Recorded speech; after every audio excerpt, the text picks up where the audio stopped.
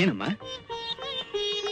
ನಾನು ಆಫೀಸ್ಗೆ ಹೋಗ್ಬಿಟ್ಟು ಬರ್ತೀನಪ್ಪ. ಹೋಗ್ಬಮ್ಮ, ದೇವ್ರು ಒಳ್ಳೇದ್ ಮಾಡ್ಲಿ. ನಿಮ್ಮ ಆಫೀಸು ದೂರ ಇದೆಯೇನಮ್ಮ? ಇಲ್ಲಪ್ಪ, ಇಲ್ಲಿಂದ 7-8 ಕಿಲೋಮೀಟರ್ ಅಷ್ಟೇ. ಬಸ್ಗೆ ದುಡ್ಡು ಇಟ್ಕೊಂಡಿದೀಯ ತಾನೆ? ಇದೆಪ್ಪ. ಬರ್ತೀನಿ. ಸರಿ ತಗೋಮ್ಮ. ಬರ್ತೀನಿ. ಒಳ್ಳೇದು.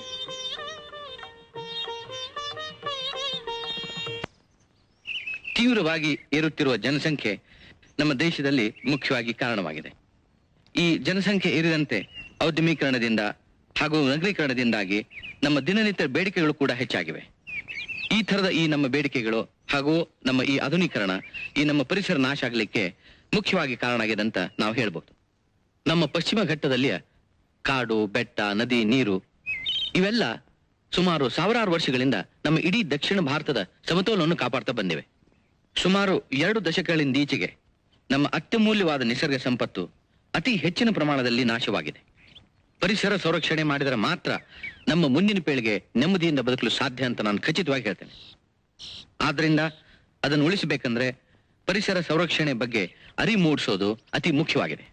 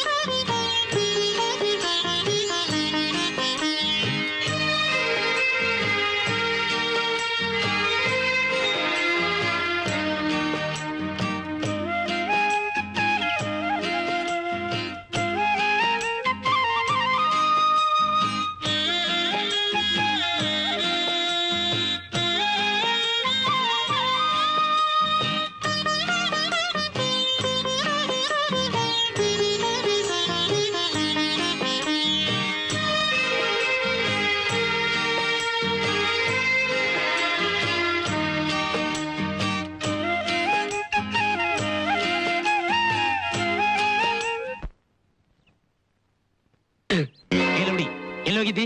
ನಿನ್ಗೆ ಯಾಕೆ ಹೇಳ್ತಿಲ್ಲ? ಕೆಲ್ಸಕ್ಕೆ ಹೋಗಿದ್ದೆ.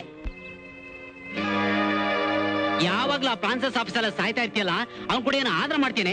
ಬರೀ ಇವತ್ತು ತೋರಿಸ್ತೀನಿ. ಗಂಗಾ, ಏ ಲವಣಿ, ಇವತ್ ನೀನು ಬದುಕೊಂಡೆ, ಇನ್ನೊಂದ್ ದಿವಸ ಬಸ್ ಸ್ಟ್ಯಾಂಡ್ ಅಲ್ಲಿ ಸಿಗು, ಎಲ್ಲರೆದುರು ಅವಮಾನ ಮಾಡ್ತೀನಿ, ನೋಡ್ತಾ ಇರು. ಈ ಗಂಗಾ ಯಾರೇ ಅವನು? ಅವನು ನನ್ ಮೈದಮ್ಮವ್ರೆ. ಯಾವಾಗ್ಲೂ ಈ ರೀತಿ ಕಾಣಿಸ್ತಿರ್ತಾನೆ, ಮದುವೆ ಮಾಡ್ಕೊಂತ ಪೀಡಿಸ್ತಿರ್ತಾನೆ. ನೀವು ಸ್ವಲ್ಪ ಫ್ರಾನ್ಸಿಸ್ ಅವ್ರಿಗೆ ಹೇಳಿ. ಓಹ್ ಆಗ್ಲಿ, ನಾನೇ ಎಲ್ಲ ಫ್ರಾನ್ಸಿಸ್ ಹತ್ರ ಹೇಳ್ತೀನಿ. ಬಾ. ಮಹಿಳೆಯರು ಇವತ್ತು ತಮ್ಮ ಕಾಲ್ ಮೇಲೆ ತಾವು ನಿಂತ್ಕೋಬೇಕು ಅಂದ್ರೆ ಸಾಕ್ಷರತೆ ಅನ್ನೋದು ಅಷ್ಟೊಂದು ಮುಖ್ಯವಾಗಿದೆ. ಇವತ್ತಿನ ದಿವಸ ನಮ್ಮ ಸಮಾಜದಲ್ಲಿ, ಈ ಪ್ರಪಂಚದಲ್ಲಿ ಏನೇನು ನಡೀತಾ ಇದೆ, ಜನಗಳೆಲ್ಲ ಹೇಗೆ ಬದುಕ್ತಾ ಇದ್ದಾರೆ ಅಂತ ನಾವು ತಿಳ್ಕೊಳ್ಳೋದು